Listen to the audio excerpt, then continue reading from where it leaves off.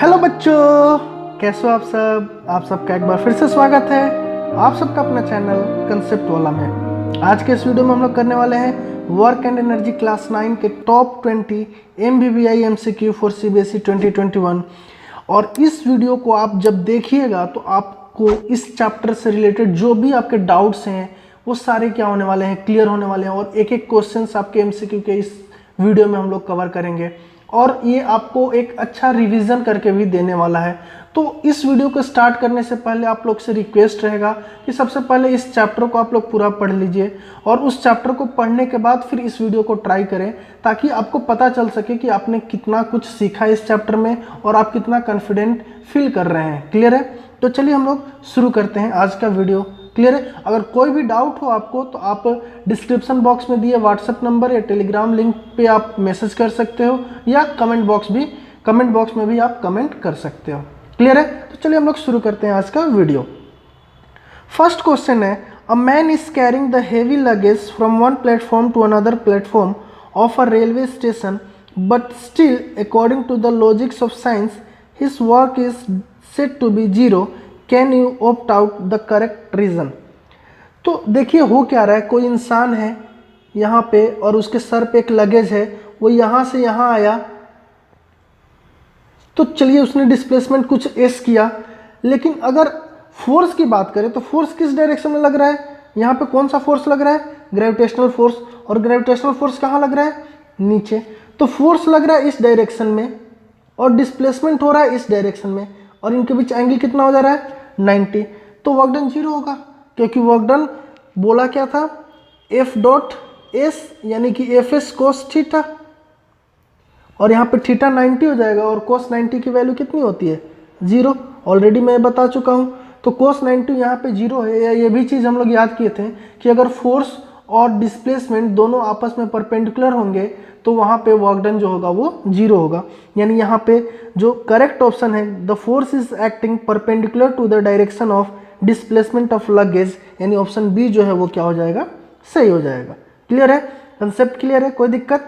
चलिए next question number 2 है। Question number 2 क्या बोल रहा है, when a body falls freely towards the earth then its total energy. तो अगर कोई ऑब्जेक्ट फ्रीली अर्थ के तरफ क्या कर रहा है, गिर रहा है, फॉल कर रहा है, तो क्या हो रहा है, उसका हाइट जो है वो डिक्रीज हो रहा है और वेलोसिटी जो है वो इंक्रीज हो रहा है। तो अगर वेलोसिटी इंक्रीज हो रहा है यानी कि काइनेटिक एनर्जी उसका इंक्रीज हो रहा है, और हाइट घट रहा है यानी इसका पोटेंशियल एनर्जी क्या हो रहा है, घट रहा है। तो काइनेटिक एनर्जी बढ़ रहा है, पोटेंशियल एनर्जी घट रहा है, यानी कि टोटल एनर्जी उस बॉडी का क्या रह रहा है, कांस्टेंट। यानी यहाँ पे टोटल एनर्जी पूछा है तो ऑप्शन डी यानी रिमेन्स कांस्टेंट। और वैसे भी हम लोग law of conservation of energy से पढ़े थे कि total energy of a body is always constant. Clear है? कोई दिक्कत है समझ में? क्या हो रहा है सिचुएशन, जैसे जैसे नीचे आ रहा है उसका हाइट कम हो रहा है, और हाइट कम हो रहा है तो पोटेंशियल एनर्जी कम होगा, क्योंकि पोटेंशियल एनर्जी हाइट पे डिपेंड करता है। और जैसे जैसे नीचे आ रहा है उसका स्पीड बढ़ रहा है, स्पीड बढ़ेगा तो उसका काइनेटिक एनर्जी बढ़ेगा। क्लियर है? चलिए नेक्स्ट क्वेश्चन नंबर 3 है, when a body like earth is moving in a circular path the work done in that case is zero because. तो अगर कोई भी सर्कुलर पाथ में मूव करता है तो वहां पे एक फोर्स लगता है टेंजेंशियल फोर्स, और एक फोर्स लगता है जो सेंटर की तरफ लगता है, सेंट्रीपिटल फोर्स। तो सेंट्रीपिटल फोर्स जो है वो किधर की तरफ लग रहा है, सेंटर की तरफ, और मूवमेंट किस तरफ हो रहा है, टेंजेंट के लॉन्ग। तो यहाँ पे इन दोनों के बीच एंगल कितना हो गया, 90 डिग्री। फिर से 90 डिग्री एंगल होने की वजह से वर्क डन क्या हो जाएगा, जीरो। परपेंडिकुलर हो गया तो वर्क डन क्या हो जाएगा, जीरो। तो सेंट्रीपिटल फोर्स किसके तरफ लग रहा है, अलोंग द रेडियस लग रहा है नहीं लग रहा है। इस पोजीशन पे अगर बात करते हैं तो इस पोजीशन पे FT ये रहा और सेंट्रीपिटल फोर्स ये रहा FC।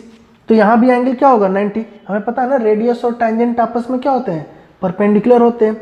तो यहाँ पे FC जो है किसके अलोंग लगेगा, अलोंग द रेडियस। तो centripetal force acts along the radius of circular path, और जो डिस्प्लेसमेंट हो रहा है अलोंग द टेंजेंशियल हो रहा है, और उनके बीच जो एंगल है फिर से 90 डिग्री बन रहा है, इसलिए वर्क डन क्या होगा, जीरो होगा। क्लियर है? बहुत आसानी से समझ में आया होगा आप लोग को। चलिए नेक्स्ट क्वेश्चन नंबर 4 है, a car is accelerated on a levelled ground या road and attains a velocity 4 times of its initial velocity. In this process, the kinetic energy of the car तो काइनेटिक एनर्जी पूछा है और हमें पता है kinetic energy क्या होता है, हाफ mv², यानी काइनेटिक एनर्जी कहीं ना कहीं डायरेक्टली प्रोपोर्शनल है किसके, v² के। सपोज उसका पहले वेलोसिटी v रहा होगा तो उसका काइनेटिक एनर्जी कितना रहा होगा, v² के लोग।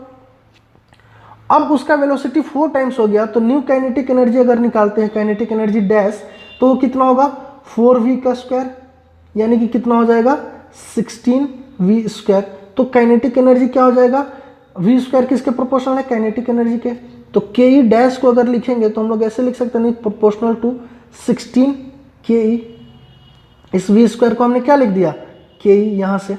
क्लियर है, यानी काइनेटिक एनर्जी जो नया वाला होगा वो कितना टाइम्स हो जाएगा, 16 टाइम्स, यानी कि ऑप्शन डी जो है becomes 16 times to that of its initial. Clear है समझ में ना।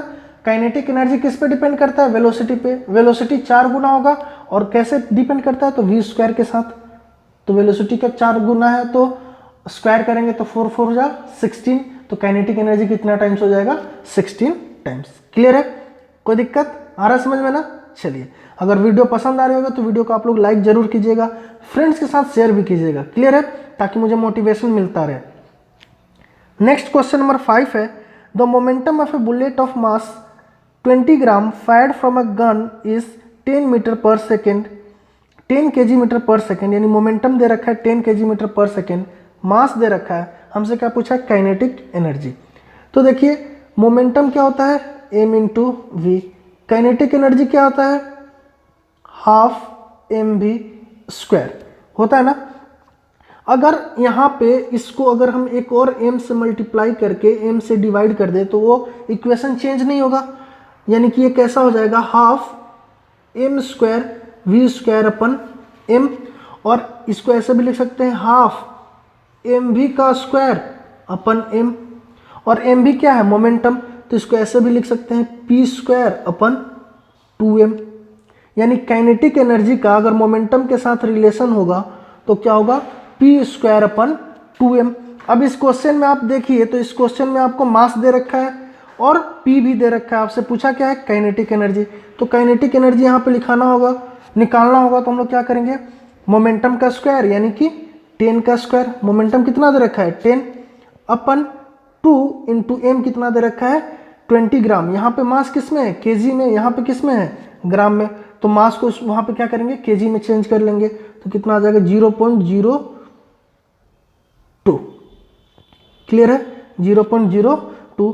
10 का स्क्वायर करेंगे तो कितना आ जाएगा 100, और इसको करेंगे तो 0.04। क्लियर है। अब ये इसको और सोल्व करेंगे तो कितना आ जाएगा, 2 0 इसको हटाएंगे तो ऊपर 2 0 और ऐड हो जाएगा। क्लियर है, और नीचे क्या बच जाएगा 4। 4 से कितनी बार में, 2500, यानी कि 2500। अब किलो जूल पूछा है, ये तो जूल होगा ना, 2500 जूल। अगर 2500 जूल को आप किलो जूल में बदलेंगे तो 1000 से डिवाइड करना पड़ेगा, यानी कि 2.5 किलो जूल। जो ऑप्शन बी है वो क्या हो जाएगा, सही हो जाएगा। क्लियर है, कोई दिक्कत है समझ में। तो आपको यहाँ से एक रिलेशन याद रखना है कि काइनेटिक एनर्जी जो होता है वो p² अपन 2m के बराबर होता है। तो काइनेटिक एनर्जी का जो मोमेंटम के साथ रिलेशन होता है वो क्या होता है, p² अपन 2m। इस चीज़ को आप लोग अभी से याद रख लीजिए, ये बहुत ही इंपॉर्टेंट रिलेशन है काइनेटिक एनर्जी का, किसके साथ, मोमेंटम के साथ। क्लियर है, चलिए नेक्स्ट क्वेश्चन नंबर 6 है, which of the following is not the unit of energy. इनमें से कौन एनर्जी का यूनिट नहीं है। तो पहला ऑप्शन है किलोवाट। तो किलोवाट किसका यूनिट है, तो वाट पावर का है, तो किलोवाट भी किसका होगा, पावर का। यानी कि पहला ऑप्शन हमारा क्या हो गया, गलत हो गया, यानी ऑप्शन ए हमारा यहाँ पे सही हो जाएगा, क्योंकि हमसे नोट पूछा है, तो नोट पूछा है तो किलोवाट यहाँ पे सही हो जाएगा। किलोवाट आवर तो पावर इंटू टाइम एनर्जी होता है, तो जी हाँ ये भी सही है। जूल एनर्जी का होता है। न्यूटन इंटू मीटर यानी फोर्स इंटू डिस्प्लेसमेंट, ये भी वर्क डन होता है, और वर्क डन का क्या होता है, जूल। और जूल किसका होता है, एनर्जी का, यानी ये भी सही है। क्लियर है, आया होगा समझ में, यानी यहाँ पे नहीं होगा किसका, किलोवाट का। क्लियर है, चलिए नेक्स्ट क्वेश्चन नंबर 7 है, the form of energy possessed by a flying bird is. तो अगर बर्ड फ्लाई कर रहा है तो वो हाइट पे होगा कुछ ना कुछ, तो हाइट पे है तो इसके पास कौन सा एनर्जी आ गया, पोटेंशियल एनर्जी, और फ्लाई कर रहा है यानी कुछ भी से जा रहा है तो उसके पास कौन सा एनर्जी आ गया, काइनेटिक एनर्जी। तो इसके पास दोनों एनर्जी होगा, काइनेटिक एनर्जी भी और पोटेंशियल एनर्जी भी, तो both kinetic and potential energy, option C जो है वो सही हो जाएगा। क्लियर है? चलिए नेक्स्ट क्वेश्चन नंबर 8 है, in the dam water is stored in the high reservoir and then made to fall down. तो वाटर को अगर फॉल डाउन करा रहे हैं तो उसके पास क्या आ जाएगा,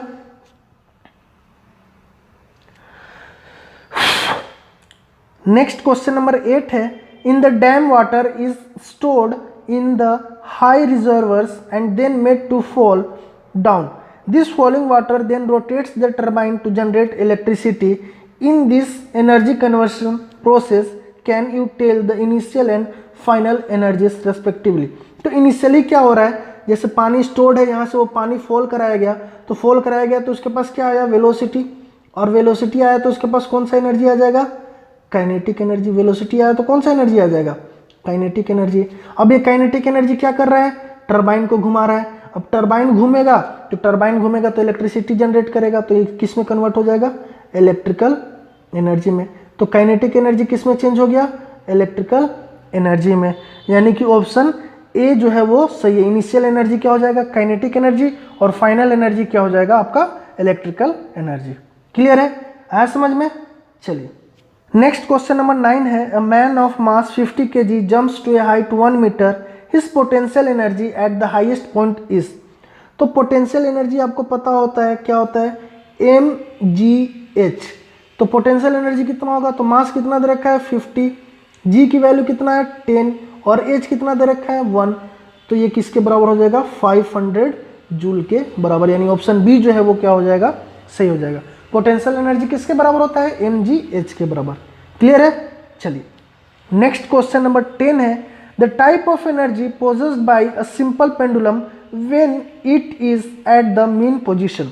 तो बहुत अच्छे से इसको हम लोग डिस्कस किए थे कि अगर पेंडुलम है, अगर मीन पोजीशन पे है, तो यहाँ से इसके पास कुछ इनिशियल वेलोसिटी दिया हो गया u, जिसकी वजह से अब ये आगे की तरफ जाना शुरू करेगा, फिर ये मैक्सिमम हाइट पे जाएगा, जो बोलते थे एक्सट्रीम पोजीशन पे जाएगा।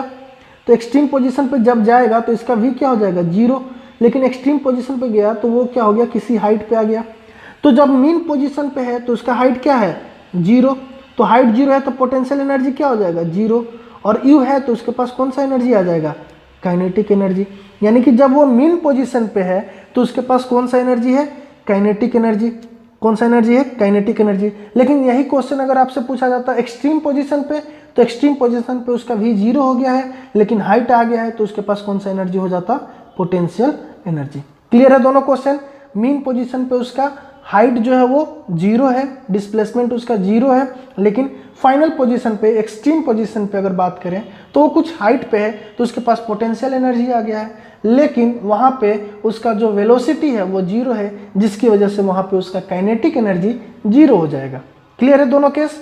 यहाँ पे पूछा आपका मीन पोजीशन, तो आंसर हो जाएगा काइनेटिक एनर्जी। क्लियर है? अगर बीच में पूछा जाए तो बीच में इसके पास पोटेंशियल भी होगा और काइनेटिक भी होगा। कहीं एक बीच का सिचुएशन लीजिएगा, तो बीच के सिचुएशन यहाँ की बात करें, यहाँ पे भी होगा कुछ ना कुछ, और एच भी होगा कुछ ना कुछ, यानी यहाँ पे दोनों एनर्जी आ जाएगा। क्लियर है?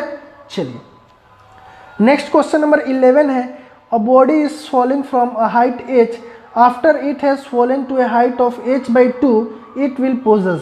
तो अगर कोई बॉडी h हाइट से गिर रहा है और जब h/2 पे पहुंचेगा, h हाइट से गिर रहा है और h/2 पे पहुंचेगा, तो उसका पोटेंशियल एनर्जी हाफ हो जाएगा, और जितना पोटेंशियल एनर्जी घटेगा उतना काइनेटिक एनर्जी गेन होगा, यानी पोटेंशियल एनर्जी हाफ हुआ तो काइनेटिक एनर्जी भी क्या हो जाएगा, हाफ हो जाएगा। तो half kinetic and half potential energy, option B जो है वो सही हो जाएगा। क्यों? क्योंकि total energy always remains constant. Total energy क्या होगा, कांस्टेंट होगा। जब वो नीचे आएगा, यहाँ पे क्या है, पोटेंशियल एनर्जी मैक्सिमम है और काइनेटिक एनर्जी 0 है। यहाँ पे आने के बाद पोटेंशियल एनर्जी 0 हो जाएगा और काइनेटिक एनर्जी क्या हो जाएगा, मैक्स। अब काइनेटिक एनर्जी यहाँ पूरा का पूरा पोटेंशियल लॉस हो रहा है, काइनेटिक में गेन हो रहा है। बीच का सिचुएशन पूछा है, तो बीच में हाफ स्टेज आने पे उसका पोटेंशियल एनर्जी हाफ हो जाएगा। पोटेंशियल एनर्जी इनिशियली mgh है, और हाफ पोजीशन पे आने पे पोटेंशियल एनर्जी कितना हो जाएगा, mgh/2, और mgh क्या था, पोटेंशियल एनर्जी। तो ये पोटेंशियल एनर्जी क्या हो गया, हाफ, तो अगर पोटेंशियल एनर्जी हाफ हुआ तो हाफ लॉस हुआ, तो वो हाफ लॉस जो हुआ है पोटेंशियल एनर्जी का वो किस में गेन हुआ होगा, काइनेटिक एनर्जी में। तो half kinetic and half potential energy उसके पास आ गया होगा। क्लियर है। चलिए नेक्स्ट क्वेश्चन नंबर 12 है, two object of mass 1 × 10⁻³ kg and 4 × 10⁻³ kg have equal momentum. दोनों का मोमेंटम क्या है, सेम है। What is the ratio of kinetic energy. तो काइनेटिक एनर्जी का मोमेंटम के साथ रेशियो क्या होता था, ke1/ke2 आपसे पूछा गया है। तो काइनेटिक एनर्जी मोमेंटम के साथ रिलेशन क्या था, p²/2m1 डिवाइड बाई p²/2m2। ये होता था ना, काइनेटिक एनर्जी क्या होता था, p²/2m। तो फर्स्ट सिचुएशन में मोमेंटम तो दोनों का सेम है, तो पहले का p है तो p² मास m1 है, दूसरे का भी p² मास m2। p² कट जाएगा, 2 भी कट जाएगा, ये m2 ऊपर चला जाएगा और m1 नीचे आ जाएगा, यानी कि ये किसके बराबर आ जाएगा, m2/m1। m2 कितना दे रखा है, मास पुट कर देंगे तो m2 दे रखा है 4 × 10⁻³ और m1 दे रखा है 1 × 10⁻³। 10⁻³ कट जाएगा तो आ जाएगा 4:1, यानी कि ऑप्शन बी जो है वो हमारा सही हो जाएगा। सिंपल था। काइनेटिक एनर्जी मोमेंटम के रेस्पेक्ट में पूछा है तो कौन सा फॉर्मूला यूज करेंगे, फिर से ke = p²/2m। क्लियर है, आ रहा है समझ में, कोई दिक्कत। चलिए नेक्स्ट क्वेश्चन नंबर 13 है, the work done on an object does not depend upon.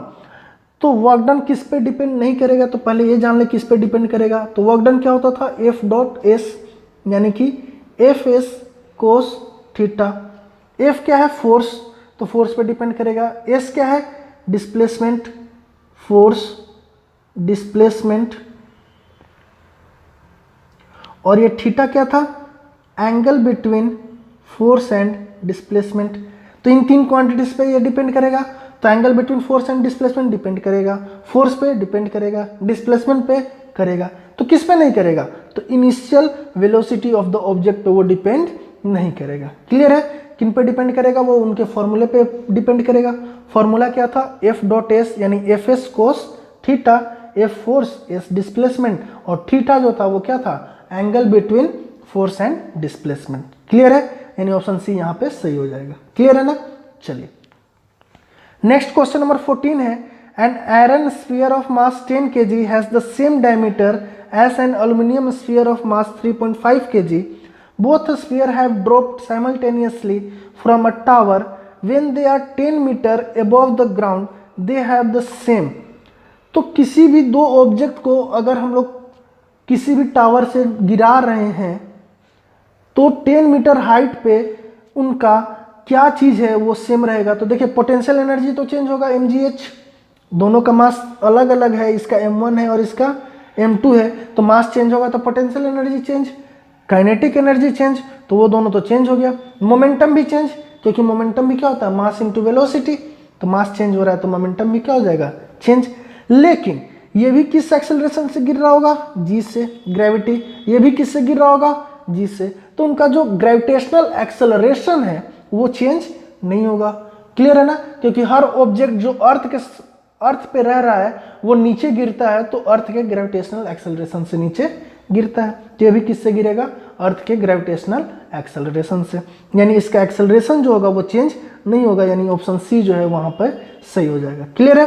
चलिए नेक्स्ट क्वेश्चन नंबर 15 है, अ माइक्रोफोन कन्वर्ट्स। तो माइक्रोफोन क्या करता है, तो माइक्रोफोन में हम लोग बोलते हैं तो हमारा साउंड एनर्जी लेता है और उसको वो इलेक्ट्रिकल सिग्नल में कन्वर्ट कर देता है। तो माइक्रोफोन क्या करता है, साउंड एनर्जी को इलेक्ट्रिकल एनर्जी में हमें कन्वर्ट करके देता है। क्लियर है, यानी ऑप्शन बी जो है वो हमारा सही हो जाएगा, sound energy into electrical energy. कोई दिक्कत। चलिए नेक्स्ट क्वेश्चन नंबर 16 है, which of the following energy change involves frictional force.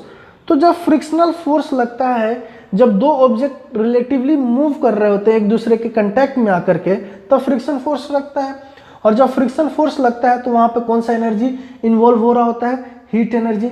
Heat energy जब डेवलप होता है तो वो हीट एनर्जी किसकी वजह से डेवलप होता है, तो उनके बीच रिलेटिव मोशन हो रहा है, और रिलेटिव मोशन हो रहा है यानी उनके पास क्या है, भी है। अब भी है यानी उसके पास कौन सा एनर्जी है, काइनेटिक एनर्जी। अब ये काइनेटिक एनर्जी किस में चेंज हो रहा होता है, हीट एनर्जी में, यानी कि kinetic energy to heat energy, option 3 जो है वो हमारा सही हो जाएगा। यहाँ पे ऑप्शन डी ओनली 3 जो दे रखा है वो सही हो जाएगा। क्लियर है ना। जब कोई ऑब्जेक्ट रिलेटिवली मूव करता है एक दूसरे सरफेस के रेस्पेक्ट में मूव करता है तो यहाँ पे फ्रिक्शन लगता है, तो मूव करता है तो इसका वेलोसिटी डिक्रीज होता है क्योंकि सरफेस उसको अपोज कर रहा होता है, तो वेलोसिटी डिक्रीज होगा तो उसका काइनेटिक एनर्जी डिक्रीज होगा। अब काइनेटिक एनर्जी जो डिक्रीज हो रहा है वो कहाँ जा रहा है, तो हम लोग को पता है अगर आप अपने हाथ को रब करेंगे तो जब आप हाथ को रब करते हैं तो हीट डेवलप होता है, तो हाथ जब रब कर रहा है तो दो सरफेस कांटेक्ट में है और रिलेटिव मोशन हो रहा है तो वहाँ पे फ्रिक्शन फोर्स है, तो वो फ्रिक्शन फोर्स किस में क्या कर रहा है, हीट को डेवलप कर रहा है, तो वो किसकी वजह से हो रहा है, तो जो काइनेटिक एनर्जी लॉस हो रहा है, जो काइनेटिक एनर्जी लॉस हो रहा है वो किस में चेंज हो जा रहा है, हीट एनर्जी में। ये किस में चेंज हो जाएगा, हीट एनर्जी में। क्लियर है, कोई दिक्कत, चलिए यानी ऑप्शन डी जो है हमारा सही हो जाएगा, ओनली 3। क्लियर है, चलिए नेक्स्ट क्वेश्चन नंबर 17 है, a dog weighing 25 kg while chasing a cat jumps over a fence of height 1.6 meter. What is the potential energy of the dog at the top of fence? Take G equal to 10। तो potential energy आपसे पूछा गया है, तो potential energy क्या होगा, M G H, मास कितना है 25, जी कितना लेना है 10 और एच कितना दिया है 1.6, तो 1.6 करेंगे तो 25 इंटू 1.6 इंटू 10 कितना हो जाएगा 16, तो 16 10 जा 160 और 20 जा 320 और 16 5 जा 80। क्लियर है ना, तो 160 320 या प्लस 80 कितना हो जाएगा 400, और यहाँ पे ऑप्शन 400 नहीं दे रखा है यानी यहाँ पे ऑप्शन मिस कर रखा है, इसका आंसर क्या हो जाएगा 400 जूल। 16 इंटू 25 कितना हो जाएगा 400 जूल। क्लियर है, तो मिस हो गया है आंसर। क्लियर है ना, कोई दिक्कत नहीं है। पोटेंशियल एनर्जी पूछा गया है तो पोटेंशियल एनर्जी क्या होगा एम जी एच, तो हम लोग 480 को 400 बना दे रहे हैं। क्लियर है ना, तो आंसर क्या हो जाएगा 400 जूल्स। कोई दिक्कत, चलिए नेक्स्ट क्वेश्चन नंबर 18 है, in a construction site a crane lifts 1000 kg of concrete mix.